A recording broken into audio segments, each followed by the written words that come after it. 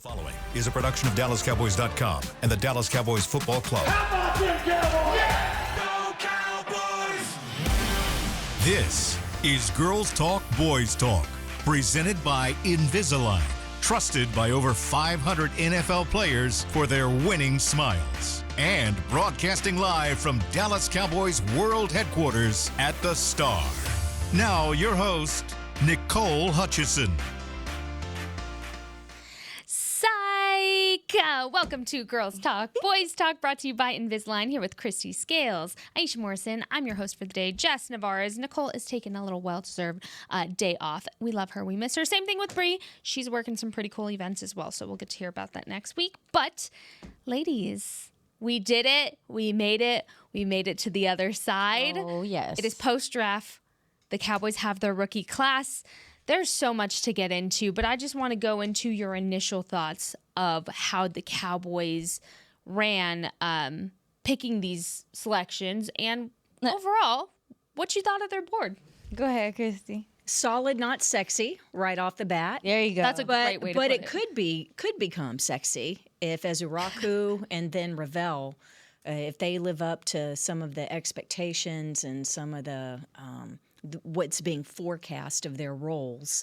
I know Ravel's coming off an injury there, but yeah. And then Jaden Blue, the running back, the first of two running backs taken, could be like Pollard early in his career, kind of out of the backfield catching the ball, but basically, or hand off, some speed and being a home run hitter. So I know that Cowboys Nation overall, I know that every one of you watching it doesn't necessarily agree with this. We all have our different opinions. But I think overall, Cowboys Nation was a bit disappointed when they didn't get a wide receiver or go with a running back earlier.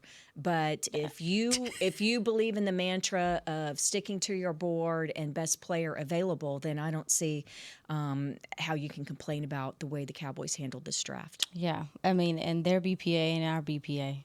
Like there's a humbling that comes with this, and being the time that I had the opportunity to be like a media scout, like it is, they're professionals for a reason. They do this every day, and I think that's the biggest thing I took from the draft, like you said, Christy, is that they just took their board. They didn't try to reach. They didn't try to do anything extra. As a matter of fact, they got fantastic value on some of these guys when you look within the numbers and where people had them ranked. I think they're also, too, from a lot of the conversations and going through the roster, a lot of team captains.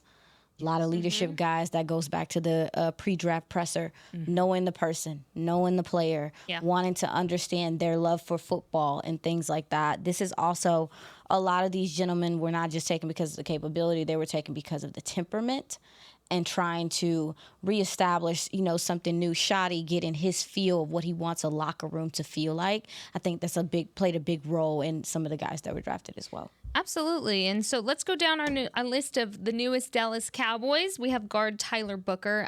Obviously, it's Turtle. Like, can we count that as it's so one of the newest Dallas that he Cowboys? has a turtle. Love the turtle. Let's see. We have defensive end Donovan Ezuraku, cornerback Savante Revel. I'm sorry if I'm saying these wrong. I practiced like 20 times before we started recording. Running back Jaden Blue, linebacker Shamar James, offensive tackle Johnny Cornelius, defensive tackle Jay Tawia, running back Phil Maffa, and defensive tackle Tommy Akingbasote. Akingbasote. We're going to get it. Look, there's another one of our names we have to practice. Akingbasote. No, that That's rolls a off good the name. tongue. Cool. We love that. It make me have to sit up straight. You already know I have puns ready. Well, I'm just thinking of my friends in Dallas Cowboys. You can't even be sick of me. This season hasn't even started yet. Or the equipment staff just trying to, like checking it 8 times before they put it across the back of the jersey. I mean, me trying to spell it out just to pronounce it right. Guys, out of those names, and of course we can get into the undrafted free agents, at some later point, but out of the drafted rookies, who do you feel like can contribute quickly and why? Booker. Just, I think it's going to be plug and play, and I'm interested in y'all's opinion on this because in past staffs, iterations of coaches that have come through. The rookies, supposedly they have to earn it, right? And there'll be a veteran in front of them, and then midway through camp, they'll overtake them. But I wonder if Booker's just going to be put at right guard, with the first team from day one, or will they go ahead and have Brock Hoffman out there? Yeah. Until give it some practices, or with Booker. How do you think they're going to handle it? I don't know. I just don't. What's the point of that anymore? I mean, I Like get having him earn it? having him earn it. I get the idea of it, but at the same time, this is a first round pick. You expect immediate production or immediate impact. So it's like, I don't know. I don't know. And then also too, with Brock Hoffman, I wonder how he's feeling right now with the work he's put in and things like that. Like maybe that's a discussion they have with him. But if they compete, fine. But I think he'll end up being the starter at the end of the day. Well, but you'd say the same thing about Tyler Guyton, and if Udoka had not gotten hurt in camp, Udoka, I think, would have been the starter on day one, and Guyton became the starter with Udoka out, and then when Udoka came back, Guyton couldn't hold on to his spot. And that's based on ability, though. That's Do you based on feel ability, like- though. It is, but we were saying the same thing last year because Guyton was your number one pick. Some people will. I always had my questions. That's fair. But that's just... That's fair. Do you feel like this guard competition is already kind of set in the coaching staff's minds for who they want as a starter? Or do you feel like it's one of those things, Christy and Aisha, you go into training camp, you duke it out, and best man comes out your starter? I think it's more than lip service. I think that it's a real thing because Not physically duke it out. No. Let's Exactly. get that That's clear. True. That's true. No, I mean, you do have to. It has to be more than lip service. There really does need to be the competition because the NFL is a game of attrition, and guys, they're all going to end up. Most of them are going to end up playing and having a chance to contribute at some point, even if it's starting 1 or 2 or 3 games, a kind of thing. So they need to be ready, and you also need to keep them engaged. So I still think Booker's going to be the starter from day one, but you still need to have guys have a reason out there to give 100% every day. He's gonna have his times and things like that. But again, going back to my original point, the temperament I think is going to be a big driving force with this, especially with this offensive line. I think they're trying to muddy things up a little bit. I think they're trying to get a little nasty there. As far as to answer your question, who do I think that out of the class that can come in and help you right away? It's very difficult. You already went Booker. I'm gonna say Jaden Blue. Okay. Out of Texas, running back. Mostly because you have not had a gentleman that has real second-level breakaway speed for a while. And even the last few years of Tony Pollard dealing with his injury, coming off of his injury, we didn't see that explosiveness at the second level until maybe the end of the season. So you have a guy that can really threaten the defense, is going to make you pay if you take bad angles. Yeah. I am ecstatic about that, paired with Clayton Adams coming in, Tyler Booker, kind of what they're trying to do on this interior. Jaden Blue being added to this running back room and being a real speed threat and a receiving threat as well is something that I'm really looking forward to in this offense. So I'm going to go with him. Yeah, Not as a Raku as well. Yeah. Because with defensive end, with the rotation, she made us pick one. you got to pick one. But he's going to get a lot of opportunities. Maybe if that he was has a good mine. camp. Is he? We wanted to Ezuraku. Ha ha ha. Get it. Oh, I needs thought you were to be going to thrown in jail. As a Raku. Oh my God, we really need to practice that off camera. We'll practice and then we'll come back together on that. Oh. Well, I only paused this here because, the Cowboys went firmly on their board and they weren't winging it per se. On the other hand, here on Girls Talk, Boys Talk, we're going to play a game called Winging It. And Aisha had this fantastic idea and she made me really want to go to Wingstop. So we are going to base our favorite wing flavors from Wingstop off of how we rate these picks. And furthermore, maybe not who can be a plug-and-play player, but who intrigues you the most and what flavor you're giving them going into their rookie season. Aisha, who is winging it for you? Who's winging it? Who's winging it? Out of And the what draft class. flavor are we talking? Out of the draft class. Out of the draft What flavor class. are we talking and why? Okay, I'm gonna go with Siobhan Ravel, Okay. cornerback out of East Carolina. Number Here's one. your flavors if you need them. Yeah. No, I know. I got him. Like, I'm they're gonna memorized, girl. Yes, I'm gonna give him Cajun. That's what I'm gonna go with. I'm gonna go with the Cajun rub because his game is already. You see what he's able to do in the press. He's very physical as a tackler. He's not afraid to come up and tackle. He got some feisty to him. East Carolina's been pushing out some talent, y'all. I'm glad to see their program improving. But if obviously he's dealing with the recovery from the injury, if he comes back and he is, he can fill in that, cornerback 2 spot or whatever the case may be, you get that little kick mid-season. You get that little kick at the end of it or whenever he is ready to go. And I think that would really up this defense that I do think has done some things to improve their front seven. I think that secondary still is kind of like, what's going to happen there? If you can get that little kick, that little Cajun kick at the end, and it's a rub, it's not a sauce, so it's not going to be too blatant. It's just going to be like, oh, okay. Smooth and easy. It's there, but you're going to feel it a little later. When you read the description at Wingstop, it says tossed in original hot, dusted with bold and zesty Cajun seasoning. So you're expecting bold and zesty. And spicy. Is what we're hearing. Yeah. With a little kick. With a little Spicy. kick. I think he could really boost your secondary, but your cornerback room needs a guy to come in with some of the injuries and things that guys are coming back from. You're going to need a kick from one of these corners and going into training camp. Christy? This season. I'm going to go with winging it? Jaden Blue as Atomic. Hot. Okay. Yeah. Atomic. Let's see. Yeah. It's the hottest we've got. Find out for yourself. That's the There description. you go. Because he's Period. going to be your home run hitter, I think. Yeah. And do you feel like that sets the precedent high for him to go into this training camp and, even rookie camp and all that to have the mindset, hey, I could be the starting running back of this team? Or do you feel like that's already set? Well, And if so, I who do think you your think it is? mindset should always be that you're going to be I'm the the starter. best. But I think that what's great about coming in with this kind of expectation, being a 5th round pick or Maffa in the 7th round, they can be part of a rotation, just like we were talking about Ezeraku being part of a rotation at defensive end and not having to handle 60 snaps a game. If you're coming in and you're getting 20, 25 snaps and you can be fresh and you can have a role, especially in an offense like this, that sometimes you describe it as a multiple offense, where you want to be good at lots of different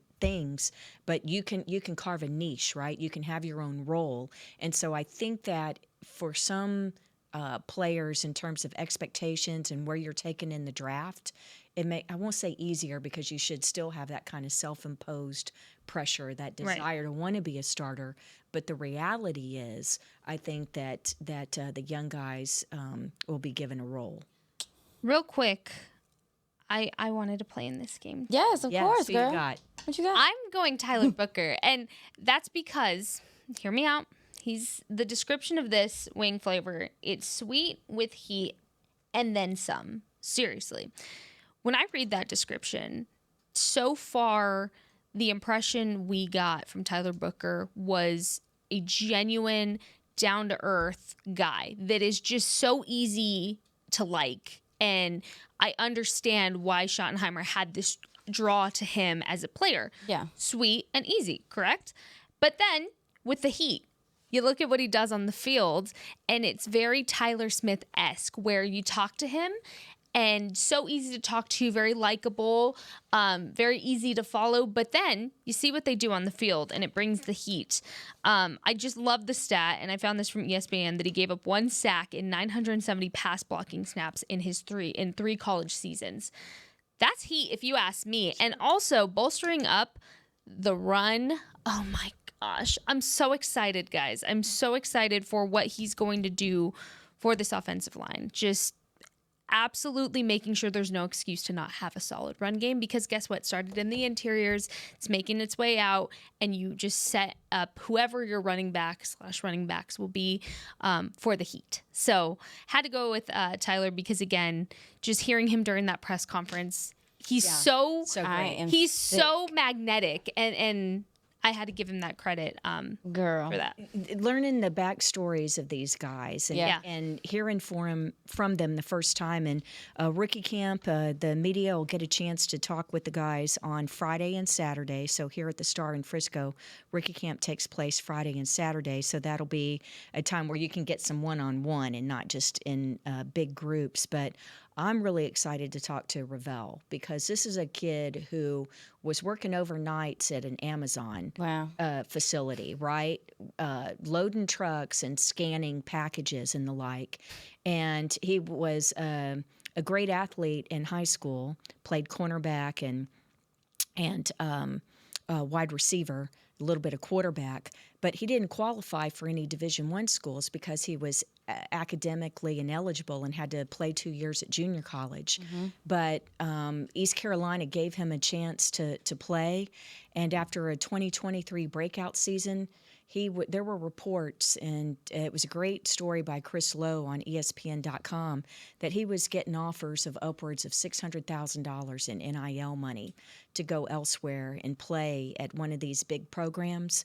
But he stayed true to East Carolina, which is the one that gave him a shot. Yeah. And he stayed there, and then he ends up being drafted in the third round despite torn ACL and partial meniscus tear. And so he stayed true, and it paid off for him. And he's one of these high character guys that Aisha was talking about, the importance and the focus on the draft and that. The butterfly effect at its finest. We're going to take our first break. When we come back, we talked about running backs. We talked about offensive line. There's other position groups that still need help. We're going to get into that after this break. This is Girls Talk, Boys Talk, presented by Invisalign. Stick with us.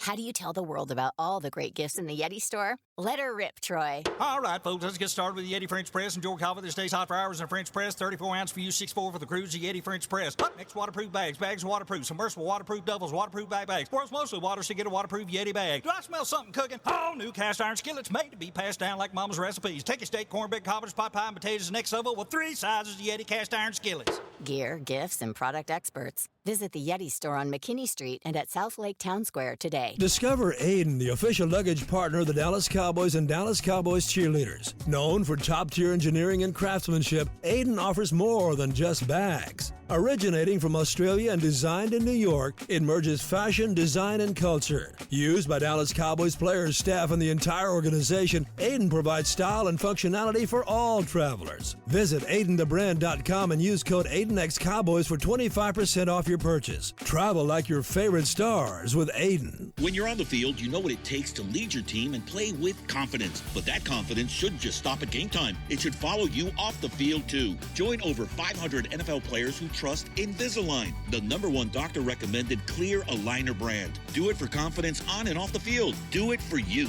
Ready to take the first step towards a smile you'll love? Don't wait. Visit Invisalign.com/NFL and find a doctor near you today. Transform your smile and take your confidence to the next level, both on the field and off. Cowboys fans, when it comes to navigating the ever-changing world of tax, your business needs a partner it can trust to tackle even your biggest tax challenges. Ryan is the largest firm in the world dedicated exclusively to business taxes. Our team of tax professionals has local expertise in all areas of tax and can help you uncover savings opportunities you didn't know you had. Learn more about how Ryan can improve your overall corporate tax performance by visiting Ryan.com. Ryan, the official tax partner of the Dallas Cowboys.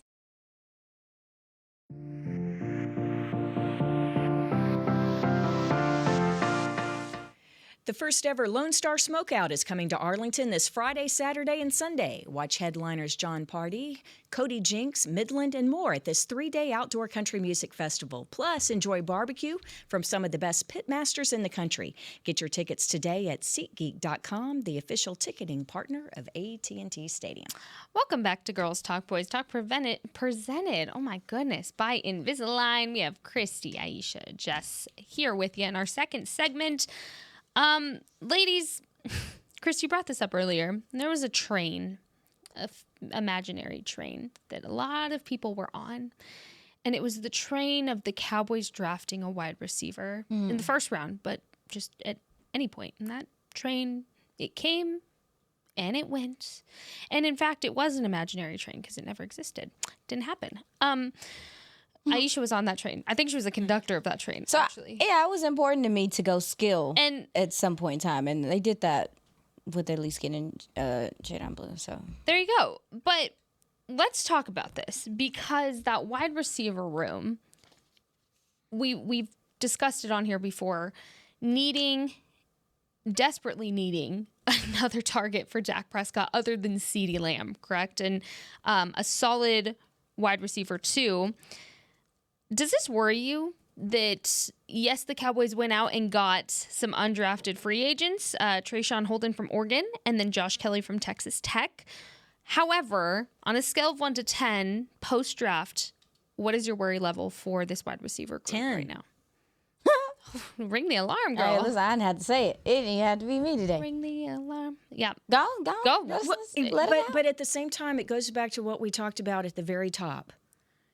Sure, we wanted skill position players, but we also want best athlete available and sticking to your board. Yeah. They said post-draft that there were only 12 players that they had with first-round grades.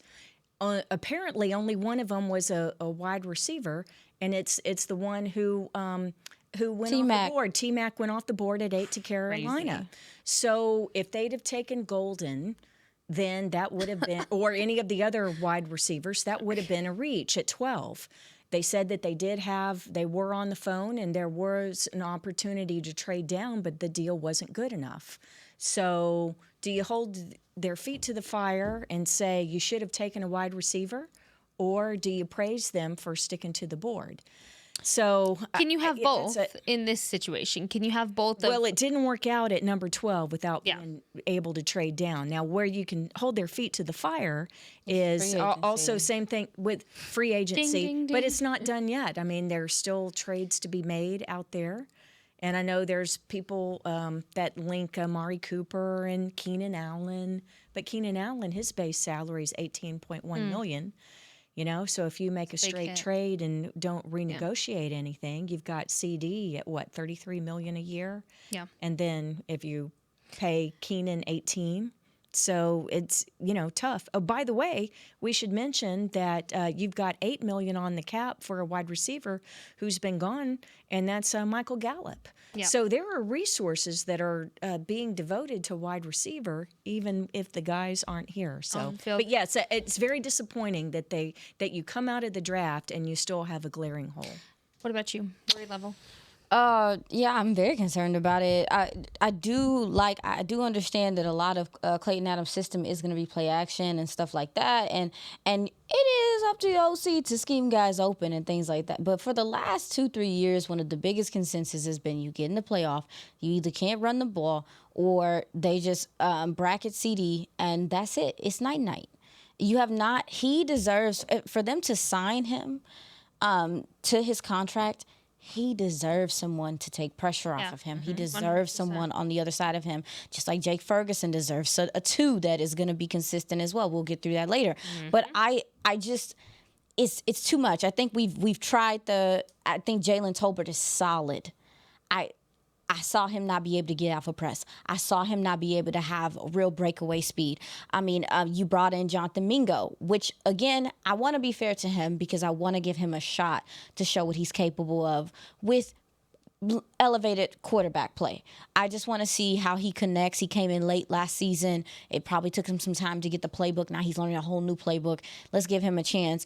But other than that, Ryan Flanoy, interesting. None of these gentlemen are proven. None of these guys are proven. And I just think going into this season without another proven wide receiver is crazy to me. And I know that we're going to get into some of the UDFAs because Trayshawn Holden from Oregon is interesting. He's interesting for a multitude of reasons if this wide receiver room shapes out. We'll see. Going through the depth chart right now. I'm looking at it. Or I guess the roster. I shouldn't even say the depth chart. The roster. Jalen Brooks, Paris Campbell, Ryan Flanoy, Kelvin Harmon, CeeDee Lamb, obviously, Jonathan Mingo, Jalen Cropper, Jalen Tolbert, Kavonte Turpin, and let's see, Seth Williams. Those are your current wide receivers.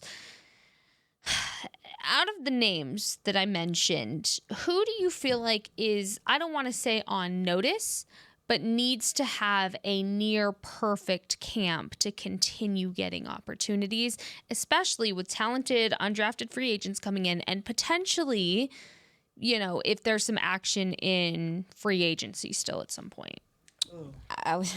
Go ahead. I would say Jalen Tolbert. Yeah. Jonathan Mingo is going to give some grace because, again, they gave up a fourth for him. They went up and got him. Jalen Tolbert, this would be his, he's going into his, fourth year? Third year? Third year. Third year? Tolbert. Jalen Tolbert, JT? Why does it feel like his fourth year? Yeah, Okay, four. hold on. Four. You got it. Fourth year. And that's, I went by and that's fast. what I'm Goodness talking about. gracious. Yes, and he's going into his fourth year. What hurt Tolbert so bad was that first year was just so discombobulated for him, and it kind of put him behind the 8 ball. With a gentleman like Treshawn Holden, who I think they have a lot of similar skill set,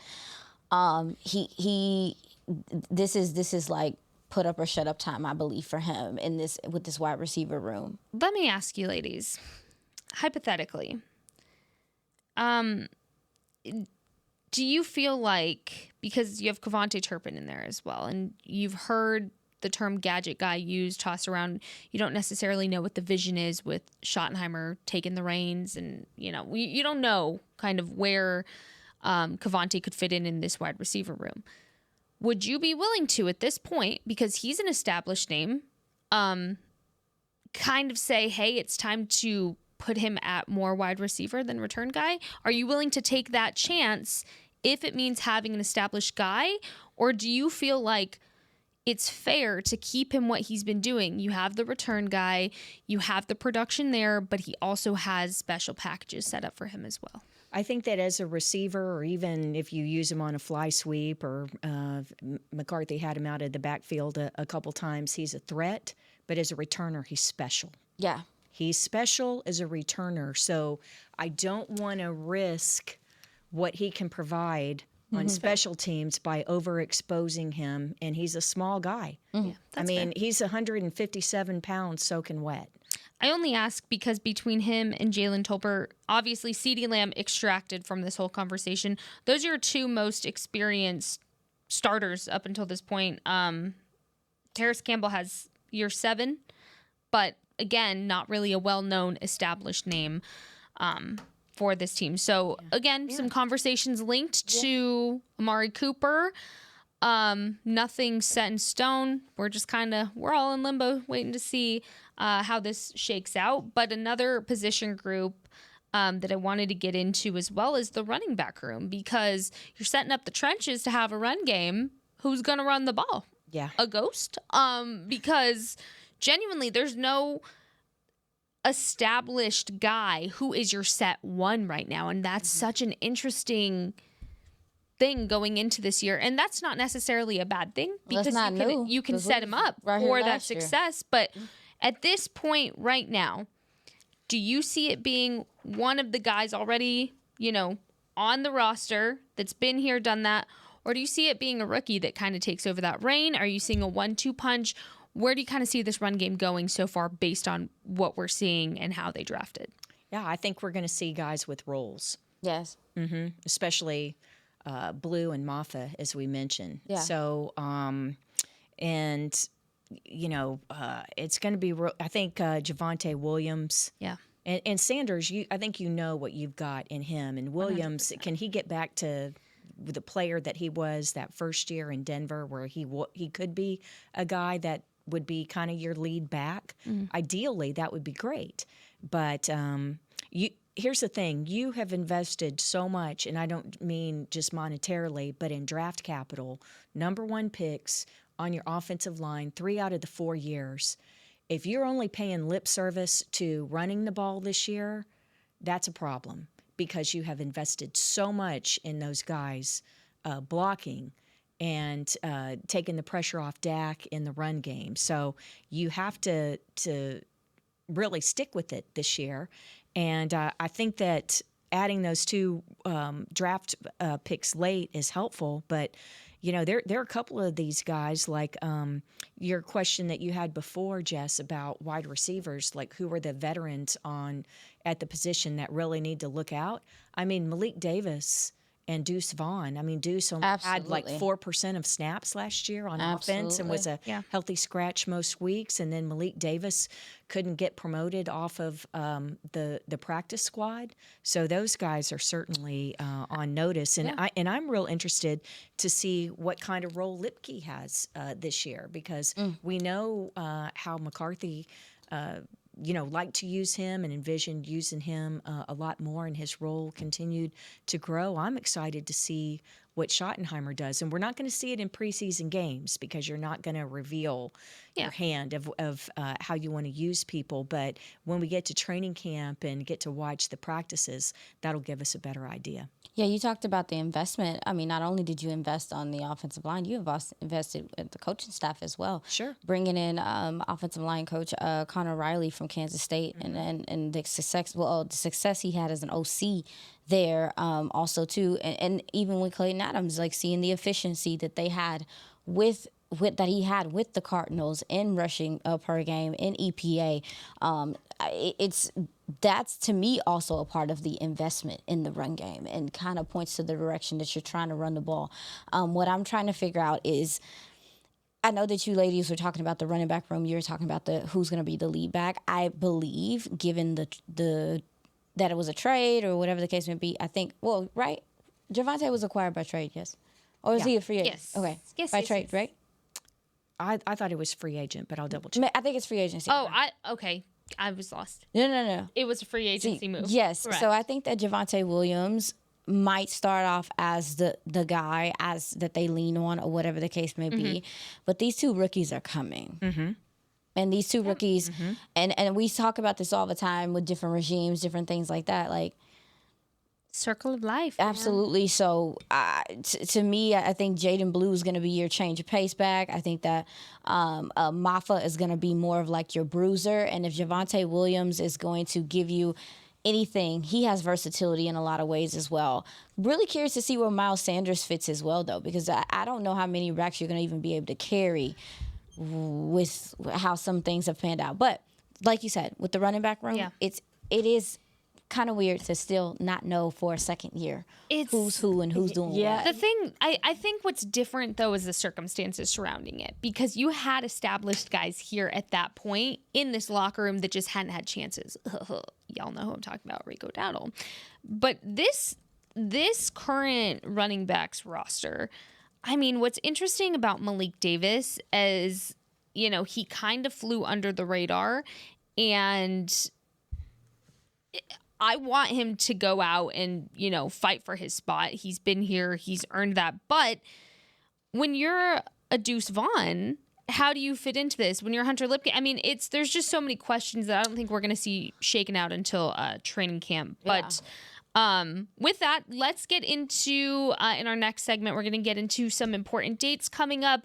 Football season is inching closer and closer, meaning we have some fun stuff. Stay with us. This is Girls Talk, Boys Talk, presented by Invisalign. We'll be right back.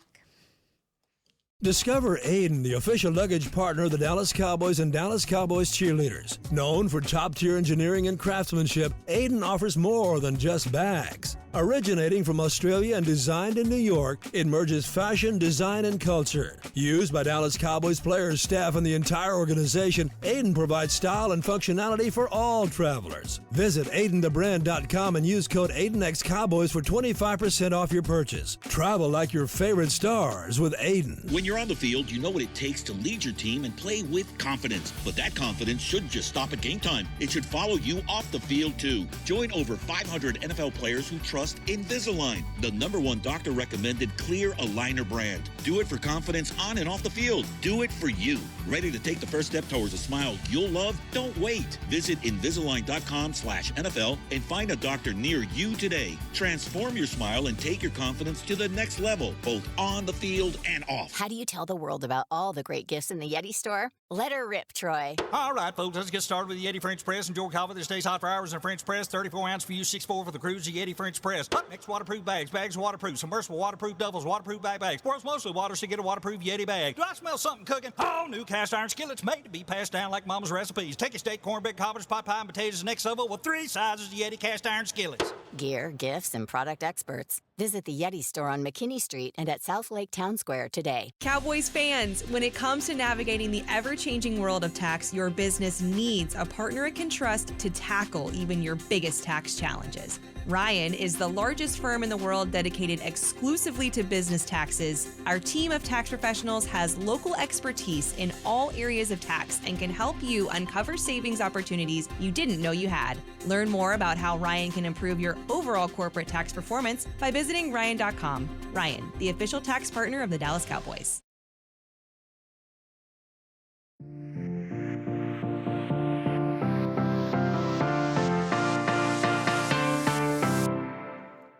Get excited for the most dazzling DCC experience yet. Dallas Cowboys Cheerleaders on Tour is coming to a theater near you. Witness live performances, enjoy an on-stage Q&A session, and even be part of a live audition. If you're in Dallas, San Antonio, Austin, Midland, or El Paso, mark your calendar. For dates and tickets, visit DallasCowboysCheerleaders.com/tour. So that's the final week of May, going through the state of Texas. Very exciting. This is the first time that the cheerleaders have done an on tour. These live performances throughout the state. It's going to be awesome. I will say all my El Paso friends have been posting and they're very excited for it. And I've been commenting, like, I better see you guys trying out then. Like, every single one of you going. I need to see the videos. So, very good stuff there, Christy. All right, ladies, let's get into important dates because rookie minicamp right around the corner. Let's see. Rookie minicamp can be either held on May 2nd through 5th or May 9th through 12th. Correct? We don't know yet. So it starts on May 2nd. It's going to be at the end of the week. It's going to be at the end of this week. And let's get into that a little bit more because here, I think this rookie class, especially with a new coaching regime, is going to set a tone very quickly. Kind of for how the rest camp plays out. And I'm interested to see what the differences are between a McCarthy rookie camp and a Schottenheimer rookie camp. Christy, what is the importance of having this rookie mini camp? And more importantly, how do you see a progression of who's ready? It's so important because it's really the only time that a rookie is going to get the individual one-on-one instruction from their position coach, assistant position coach on the field, because once you get to OTAs a week later and you've got the veterans around, that's it. And there are so few players that are out on the field for a rookie camp. I can think of years past where there would be one tight end on the field. You would bring in 1 or 2 quarterbacks for tryouts just so you could have someone to throw the ball to your wide receivers and your tight ends. Sometimes you might only have, you don't even have 5 offensive linemen to make a full line. So that individual attention and the just working on the fundamentals and the technique, the attention to detail is so important. So and the way that how one coach does it or another coach, it's so proscribed, or I should say restricted by league rules of what you can do in the off season on the field, what you can do classwork-wise, because they don't want them to work too much. So these rookie they're, in addition to the rookie camp where you're on the field for a few days with the coaches, there's the developmental program. And that's a 7-week period, and it begins May 12th. I'm talking about the off-field stuff with this development program. So it can't be on the weekends, and it's about off-the-field things as well as, getting into the playbook as well. So it's very important. And then right now, just on the field, we were having lunch and could look out and see that we're in phase 2. So the Cowboy veteran players are out on the field, but the offense is out there for 30 minutes, and then defense comes out for 30 minutes. Most of the work, it's a half day, but you have a special teams meeting. Offensive players have a meeting. Defense has a short meeting, and right now we're just in phase 2 of the off-season program, and that that goes for 3 weeks. And then once we get to phase 3, that's when you start OTAs, and that'll be a little bit, it's in the first week of May, but starting on like May 4th. Right around the corner. Yeah. Aisha, for you, I can't believe this is not our first rodeo anymore. Can you believe that? When you look at rookie minicamp, what are some instant things you're kind of scouting out for from these younger guys to, I guess, be noticed in the right ways? I mean, honestly, how they're like you talked about, Christy, it's a unique opportunity for them to get coaching. Mm-hmm. So how are they taking the coaching? Mm-hmm. Are they pouty? Because you see them pouting if they pouting. If you out there, you see the pouting, you see the huffing and the puffins. Are they taking the coaching, or can you tell that they're listening? But also, too, my biggest thing is seeing, like, there's not a lot to see. Like, there's not too much you can look for, but just the movement, the natural body movement, their confidence, the way they present themselves and things like that. It tells you a lot about it because they're eyes wide open coming in here, especially up in here, especially this place. Yeah. Shiny. They're learning so much like you said, Christy, they're going through learning so many different things at one time. It's a huge adjustment. It's a big transition. How they're taking on like that conflict, I think says something about the player, but mostly from like a film perspective, I'm just looking at, does this match? Kind of looking at, okay, I thought that he was quick. He had a quick first step. Does he really have a quick first step? Seeing it in person, has he made any improvements from the time of the combine and things like that? Or before that, the Senior Bowl? Because a lot of these kids keep working. They keep working on their game, or they work with specialists or whatever the case may be.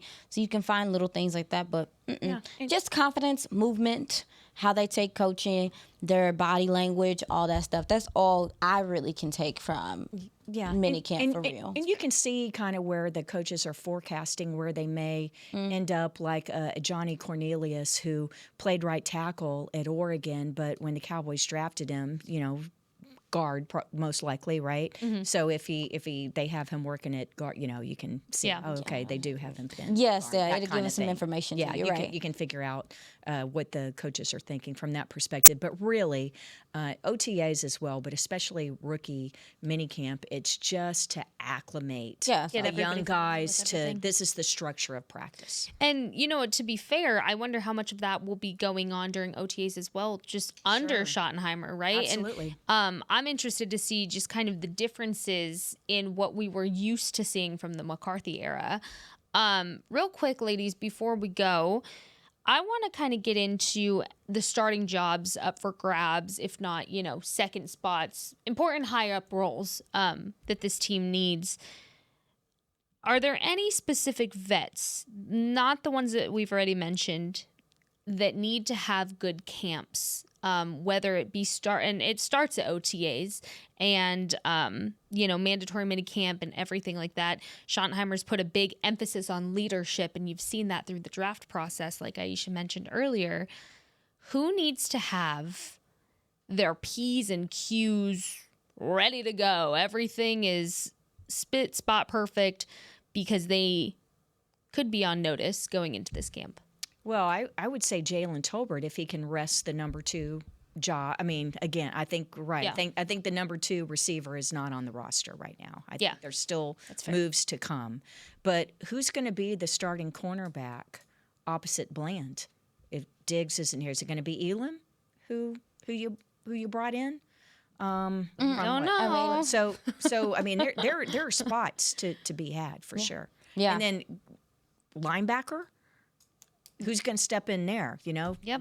Leafau has a real chance to I think do he's going something to be your Mike. So, yeah. I think he'll be your Mike, but I think Sanborn will be there as well. But to answer your question, for me, it's Luke Schoonmaker.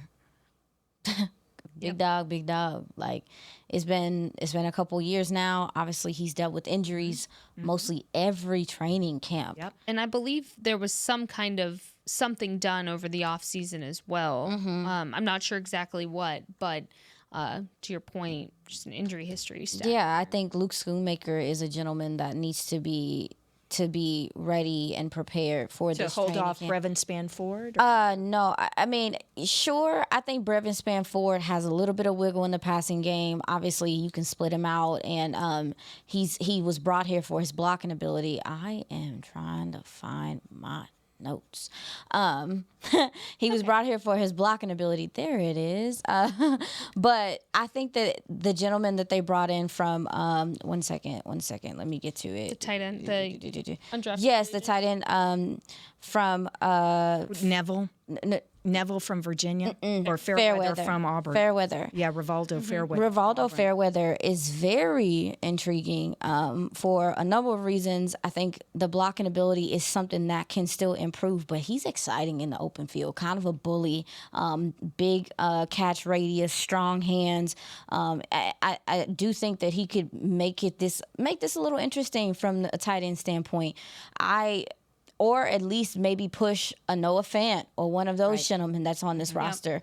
Brevis Spanford, if I'm not mistaken, was one of the higher paid undrafted free agents last year. Yeah. We'll see if that carries any weight going into this year.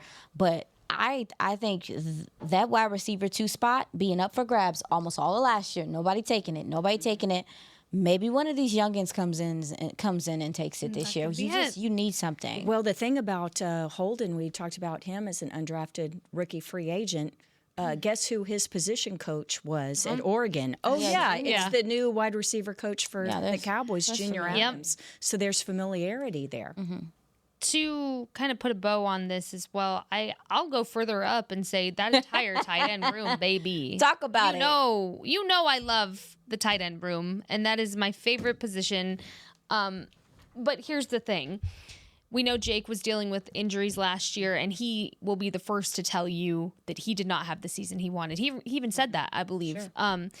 And we're going to give him that grace because, again, it was very un-Jake Ferguson last year. We know that. Everybody else, what are you as a tight end? And what role do you play on this team? You don't know yet. There's a lot of undistinguished question marks with this tight end room that need to be distinguished and figured out, because now if you have that run game, you have that shored up offensive line, you have no reason to keep continuing tying up your tight ends with just blocking, and they can be receiving threats. And honestly, they need to, especially if they're still figuring out who the wide receiver 2 is. You need your tight ends to be open. You need to be able to have those options for Dak, especially coming off of injury. You don't know how mobile he can be. You just need to have everything ready and prepared for him to be successful as well.